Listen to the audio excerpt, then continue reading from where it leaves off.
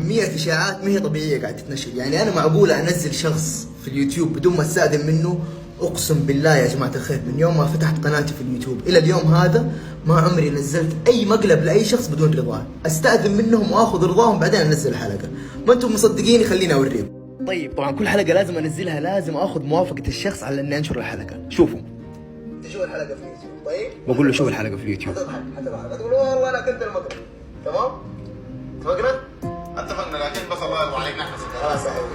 السلام عليكم. والسلام والله هذا مخالف صاحبنا هذا في البرنامج. شو كيف الرجال مبسوط وراضي علينا وامورنا طيبه. قلت له خلاص الحلقه اتنشر. والله مقلبوني مقلب في عمري 45 سنة واحد. 45 سنة احنا تخصصنا مقالب على فكرة. لا انا متخصص تعب والله. يعني خلاص قلنا له حننشر الحلقه في اليوتيوب وروح شوفها وخلاص يعطيك العافيه واعتذرنا له. يعطيك العافية حبيبي. عندك يا حبيبي حننشر الحلقة. تمام؟ هنا الكاميرا كانت طافيه. يلا يعطيك العافية. مع السلامة. مع السلامة. خلاص شوف الحلقة في اليوتيوب. اكتب عبد الرحمن شوف الحلقة.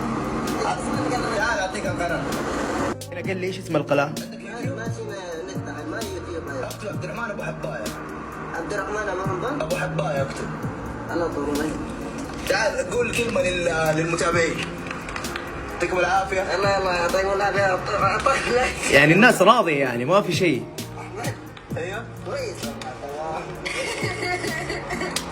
ابدا اسمع عبد الرحمن الله يكتب قدام بالله. الله يسعدك. واكلت المقلب ولا ما اكلته؟ اكلت يعطيك العافيه حبيبي.